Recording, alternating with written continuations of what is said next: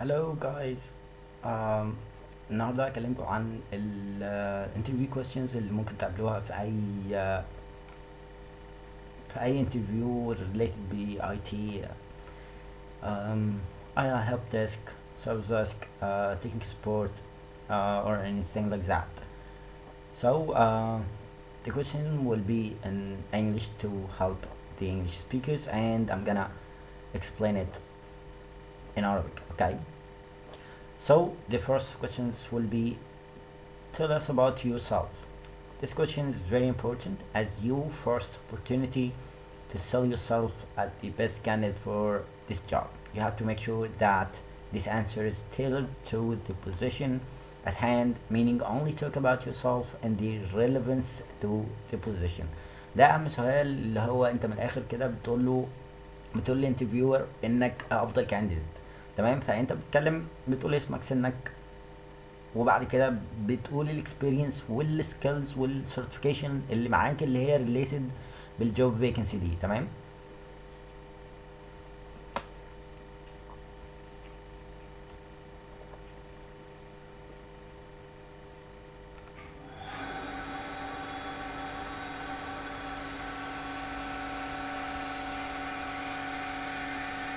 السؤال التاني، explain the role of Windows Server. Windows operating system server acts as a centralized computer that provides specific functions and predetermined rules for computers, users, and components connected to a network. ده Windows operating system بيتعامل على انه centralized computer. الكمبيوتر ده بيكون في مكان في الشركة، يعني كسيرفر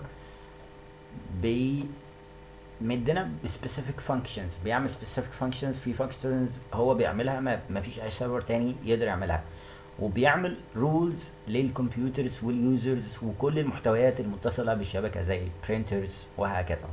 تمام. So Windows operating system server acts as a centralized computer that provides specific functions and predetermined rules for computers, users, and components connected to a network. السؤال اللي بعد كده، what is Windows domain?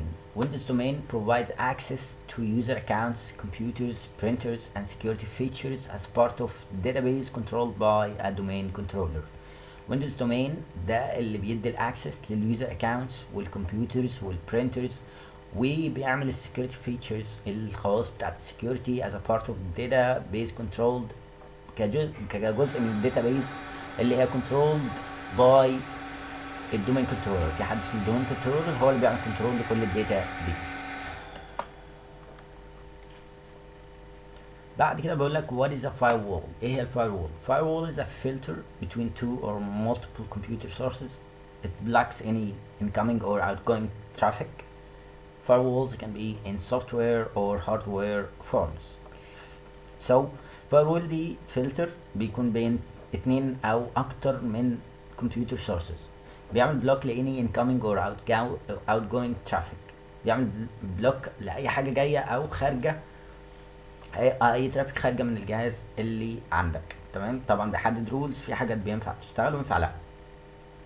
فايروز ده ممكن يكون سوفت وير، يعني برنامج بيتضاف على اي كمبيوتر، او بيكون هاردوير فورم، بمعنى ان هو بيكون ليه سيرفر معين. السيرفر ده بتاع الفايرول. تمام. ده بالنسبه للفايرول.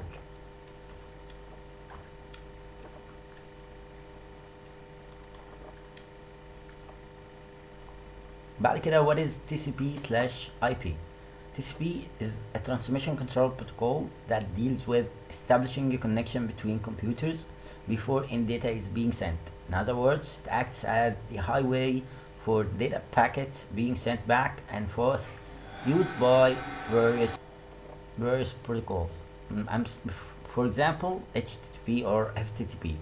TCP also controls and sorts out data packet receive order. يبقى TCP ده Transmission Control Protocol بيتعامل مع انشاء الكونكشن، انشاء الاتصال بين الكمبيوترز قبل ما تتبعت اي داتا. تمام. ومن البروتوكولز اللي كامثله بتستخدم للتي سي بي اللي هو ال HTTP وال FTP، دول هيتشرحوا بعدين يعني. تمام.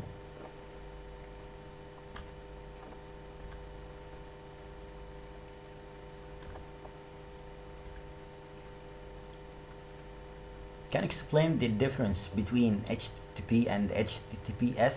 HTTP stands for Hypertext Transfer Protocol, used by majority of websites as means of transmitting website data, and it allows for use of hyperlinks.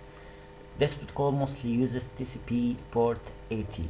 HTTPS is a secure version of HTTP that allows for identity verification and low-level encryption using TCP port 443. يبقى ال HTTP ده اختصار ليه Hypertext Transfer Protocol، وده ببساطة البروتوكول اللي المواقع بتستخدمه للبراوزنج، تمام، وبتسمح للداتا ان هي تتنقل. يعني انت لو بتكتب لو في هايبر لينك معاك ودوست عليه، اللي بيفتح لك الهايبر لينك ده ال HTTP. HTTPS ده مجرد فيرجن بيكون سكيور لل HTTPS، بيكون فيه identity verification، يعني بيكون فيه تأكيد انك انت الشخص ده ولا لا، ولو level encryption، وبيستخدم ال TCP port 443.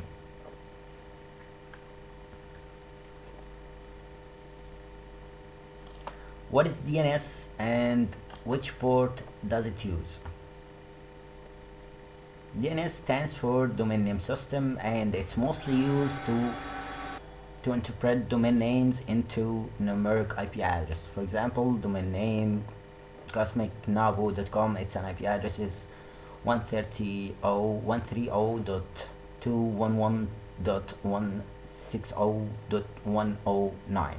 DNS uses port 53 TCP or UDP. DNS اختصار لدومين نيم سيستم، وده بيترجم الاسم الموقع اللي انت بتكتبه على البراوزر يحوله الاي بي ادرس علشان الكمبيوتر يفهمه، تمام. والمثال اللي تحت ده مثال ليه، الموقع اللي اسمه cosmicnovo.com، الدي ان اس بيحوله الاي بي ادرس اللي هو 130.211.160.109، والدي ان اس بيستخدم البورت 35 تي سي بي او يو دي بي.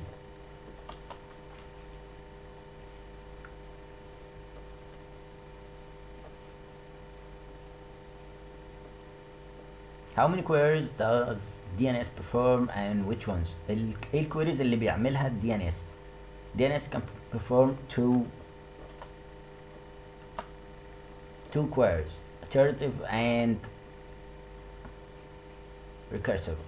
تمام، يعني اللي هو بيعمل queries اللي هو لما بيحول الاسم الاي بي ده اسمها iterative، لما بيعمل عكس بيحول الاي بي لاسم الموقع بيبقى recursive. What is Active Directory? A service of Windows Server operating system. Active Directory is used for user and computer authentication within a domain. It can also enforce security policies with use of GPO group policies, which can also be used to push software installs across the domain. Active Directory ده service على الويندوز Server operating system بيتم استخدامه علشان يعمل كمبيوتر authentication within a domain. يعني انت لما تيجي لو شغال في شركه، لما تيجي تكتب اليوزر نيم والباسورد، هو اللي بيعمل لك authentication. الاوثنتيكيشن دي موجوده في الاكتيف دايركتوري، فالاكتيف دايركتوري بتاكد ان اليوزر نيم والباسورد دول موجودين جواه ولا لا، تمام. كان also enforce security policies، برضو بيتم من خلاله انك انت الدومين كنترولر او السيستم ادمنستريتور يعمل سكيورتي بوليسيز عليه علشان تطبق على كل الناس او على دومين او على جروبس معينه وهكذا، تمام.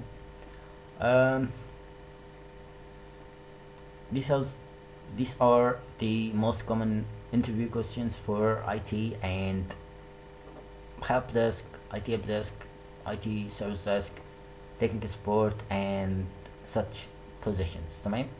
And I'll complete at a lot of upcoming videos. Thank you so much.